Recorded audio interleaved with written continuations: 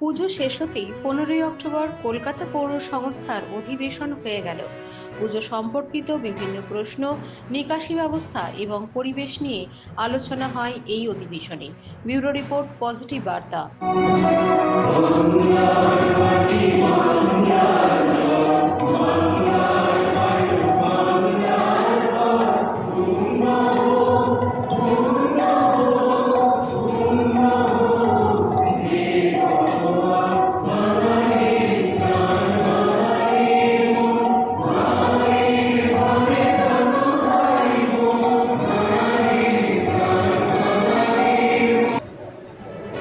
একটা জিনিস বুঝতে হবে যে কলকাতা পৌরসভার আগের কাজ আর আজকের কাজের মধ্যে একটা গুণগত পার্থক্য তৈরি হয়েছে। আগে কলকাতার পৌরসভার যে সাফাই কর্মীরা ছিল তাদের ওপেন গেট পরিষ্কার করত, নিকাশি নালা পরিষ্কার করত। এখন কলকাতায় আর ওপেন গেট নেই, নিকাশি নালা। তারপরে আগে দু চারটা হ্যান্ডকার দিয়ে পরিষ্কার করত। আজকে প্রত্যেক ওয়ার্ডে কম বেশি 10টা করে ব্যাটারি গাড়ি দেওয়া আছে, যার এক একটার আয়তন আমরা যে হ্যান্ডকারগুলো ব্যবহার করি তার 3 গুণের বেশি, এবং তার এফিসিয়েন্সি একটা হ্যান্ডকার সারাদিনে যদি 2বার নিতে পারে মাল, একটা ব্যাটারি গাড়ি সারাদিনে 6বার 7বার নিতে।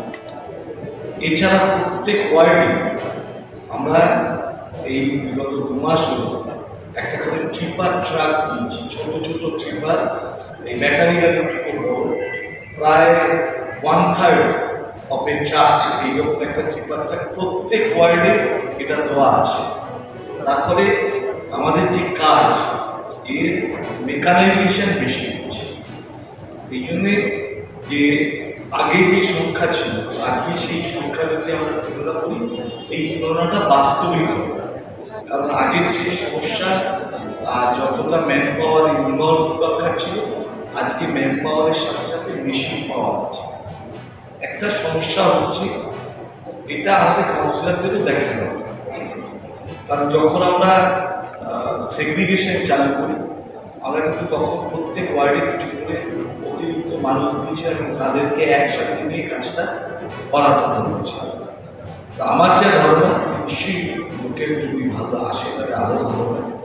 এবার লোক নিয়োগের ক্ষেত্রে আমাদের যে প্রক্রিয়া আছে সেটাও আমরা তৈরি করছি। 100 দিনের ক্ষেত্রে আপনারা যেটা বলছেন যে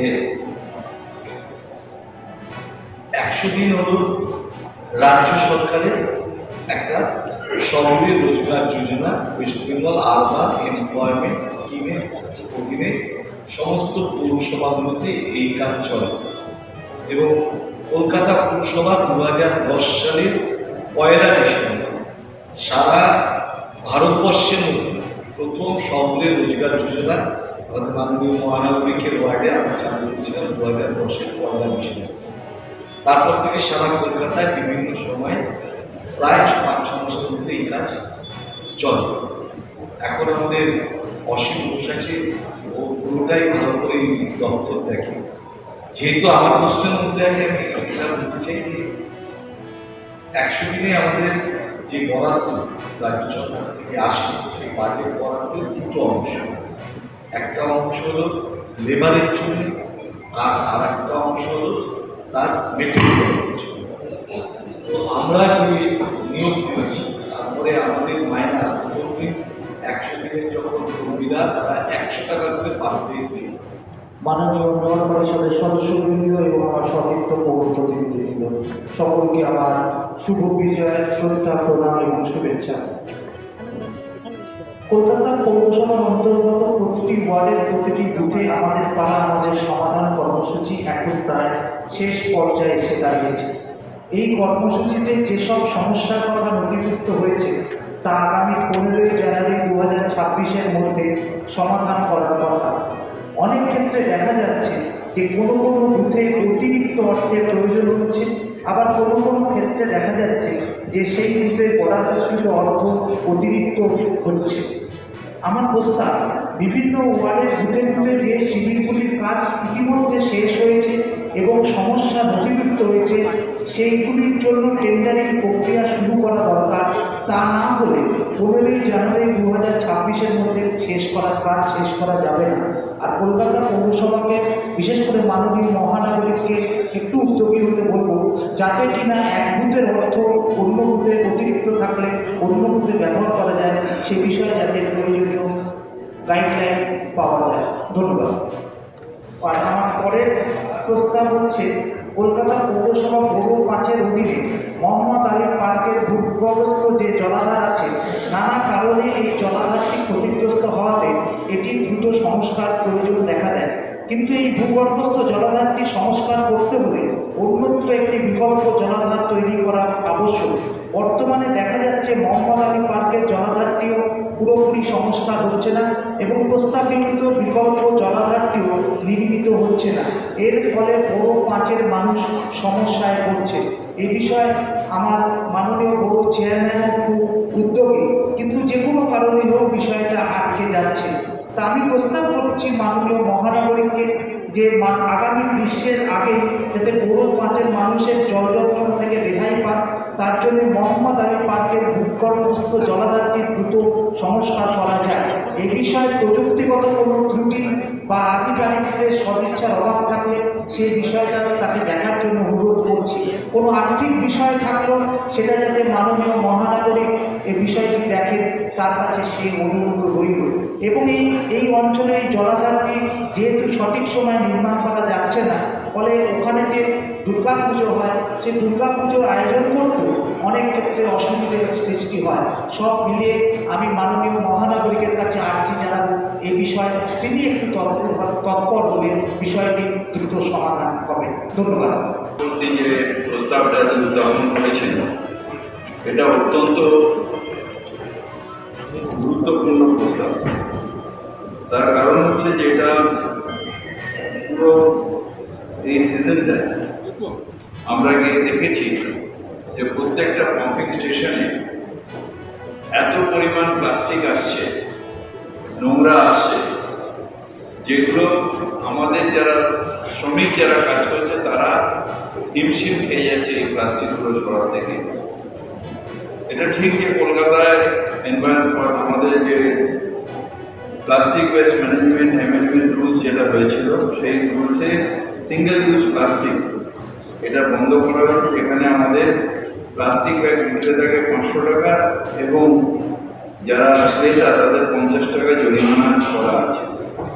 কিন্তু বাস্তবে আমাদের প্রত্যেক কাউন্সিলারই কখনো না কখনো নিজেদের বাজারে গিয়ে একদিন দুদিন করেছে।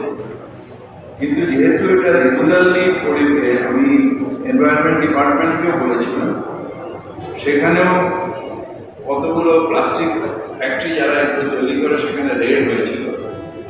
সেই রেড করে তারা সেই ইলেকট্রিক লাইন কেটে দিয়েছিল। কিন্তু তারপরে বাইরের থেকে, পার্শ্ববর্তী স্টেটগুলো থেকে এবং শোনা যায় যে নেপাল থেকেও প্লাস্টিক এসে বড় বাজারে, বিশেষ করে বাগরি মার্কেট বা তার পাশাপাশি যে জায়গাগুলো রয়েছে ক্যানিং স্ট্রিট, সেখানে প্লাস্টিকগুলো বিক্রি হচ্ছে। আমি পুলিশকেও বারবার করে বলেছি যে এই 120 মাইক্রনের কম প্লাস্টিক যেগুলো ব্যাগ, সেগুলো যাতে ওখান থেকে বাজেয়াপ্ত করা যায়। কিন্তু এখনও কলকাতা কর্পোরেশনের ঘাড়ে পুরোটা দিয়ে দেওয়া হয়েছে। কলকাতা কর্পোরেশনের এই ডিপার্টমেন্টে এত কর্মী নেই যে সারা শহরে প্লাস্টিক নিয়ন্ত্রণ করতে পারে। তাই এটা আমি আবার চিঠি লিখব যাতে এই দায়িত্বটা আমাদের যদি লোকাল পুলিশকে দেওয়া হয়, কারণ আমাদের পুলিশিং করার ক্ষমতা নেই। আমাদের ধরুন একটা জায়গায় কোনো একটা আমরা তুলছি, বা ধরুন মালাদির বটে আমাদের র্যাক পিকার তোলা হচ্ছে, সেখানে কলকাতা কর্পোরেশনেরই কর্মীদের উপরে আক্রমণ হচ্ছে। সেই আক্রমণ থেকে বাঁচাবে কে? পুলিশ। সুতরাং আমাদের কাছে তো পুলিশিং পাওয়ার নেই। সুতরাং সেটা একমাত্র যাদের কাছে পুলিশিং পাওয়ার আছে তাদের কাছে যদি এই জরিমানার ক্ষমতাটা দিয়ে দেওয়া হয়, আমার মনে হয় তাদের ভিজিলটা ভালো হবে। আমরা নিশ্চয়ই কমপ্লেন করতে পারি থানায়, আমরা বলতে পারি যে এখানে প্লাস্টিক বিক্রি হচ্ছে, কিন্তু আমাদের কাছে সেই কোনো আইনত ক্ষমতা নেই যে একটা কোনো দোকানদারের কাছ থেকে প্লাস্টিকটা কাউন্সিলর সিজ করবে। তো কোথাও আটকে দেবে এটা হয় না। সুতরাং এই সিঙ্গেল ইউজ প্লাস্টিক যেটা 120 মাইক্রনের কমে, সেটা আমার মনে হয় যে যদি এনভায়রনমেন্ট ডিপার্টমেন্ট নিজেদের একটাকে পেমেন্ট করে এটা পুলিশকে ক্ষমতা দেয়, তাহলে এটার এফেক্টিভনেসটা অনেকটা বাড়বে। এটা আমরা লেখালেখি করবো, কাগজে বেরোবে যে কলকাতা কর্পোরেশন করছে না, অথচ কলকাতা কর্পোরেশনের ঢাল নেই, তলোয়ার নেই, নিধিরাম সর্দার, আইনত কাউকে অ্যারেস্ট করার ক্ষমতা নেই, কাউকে ইয়ে করার ক্ষমতা নেই, একজন ফাইন না দিলে তাকে যে শায়েস্তা করার সে ক্ষমতাও নেই। আমরা পুজোটা মিউনিসিপ্যাল কোর্টে কেস করতে পারবো, কিন্তু এটা যদি সত্যি সত্যি করতে হবে এবং এটা করার দরকার, কারণ কলকাতার স্বার্থে আমরা দেখেছি যে টনকে টন পাতলা প্লাস্টিক এটা করছে এবং এনভায়রনমেন্ট এটাতে মাঠে ঘাটে এই প্লাস্টিক উড়ে উড়ে গিয়ে সেখানে গরু বা যারা আছেন গবাদি পশু তাদের পেটের মধ্যে চলে যাচ্ছে। দ্বিতীয়ত আরেকটা খুব ডেঞ্জারাস হচ্ছে যে আমাদের একটা স্তর তৈরি হচ্ছে যেখানে জল গিয়ে মাটির তলায় পৌঁছচ্ছে এই প্লাস্টিকের জন্য। তো এনভায়রনমেন্টের পক্ষে একটা খুব বড় ক্ষতি হচ্ছে। এটা আমার মনে হয় যে এনভায়রনমেন্ট ডিপার্টমেন্টকে আমি নিশ্চিতভাবে আবার বলে, যেহেতু আমি রাজ্যের মন্ত্রী, এটা আমারও কিছুটা দায়িত্ব, আমি নিশ্চিতভাবে এটা করবো এবং এটা যদি করতে পারে তাহলে আমার মনে হয় যে আমরা এই যে নরক যন্ত্রণা যেটা জড়ছে সিঙ্গেল ইউজ প্লাস্টিকের জন্য, এর থেকে আমরা মুক্তি পাবো। আজকের বিষয়টি সমস্ত পার্কিং এবং কেএমসি পরিষেবা এই বিষয়ে কলকাতার বিভিন্ন ওয়ার্ডে দেখা যাচ্ছে বিভিন্ন বাস, মিনি বাস হয় তারা পার্কিং করে রাখে অথবা ছাড়ে, অথবা রাতে পার্কিংটা তারা সেই জায়গায় বরাদ্দ করে। একাধিক সংখ্যক এই গাড়ি সমস্ত রাস্তা জুড়ে থাকায় পরদিন সকালে যখন পার্কিং বা এসডব্লিউএস বা ড্রেনেজ সিস্টেম কাজ করছে তখন কাজটা অত্যন্ত অনিয়মিত হয়ে পড়ে। এই গাড়ির সংখ্যা বা কী নিয়মে তারা থাকছে এর কোনো ডাটাবেস আমার জানা নেই যে কেএমসির কাছে আছে কিনা। আমার প্রস্তাব, আমরা যদি কেএমসি এবং পরিবহন দপ্তরের কাছে একটা প্রস্তাব রাখতে পারি যে এই গাড়িগুলোকে যদি একটা অ্যাপ বেস পার্কিংয়ের সিস্টেমে আনা যায়, তাহলে যে যে গাড়ি যেখানে থাকছে সেই জায়গাটাকে যথাযথভাবে সরানো, কেএমসির কাজগুলো অত্যন্ত সরলভাবে করা এবং এই গাড়িগুলো কেন থাকছে, কিভাবে থাকছে, বড় রাস্তাগুলো জুড়ে থাকছে, সেই জায়গাটায় একটা পরিচ্ছন্নতা আসা সম্ভব। ধন্যবাদ।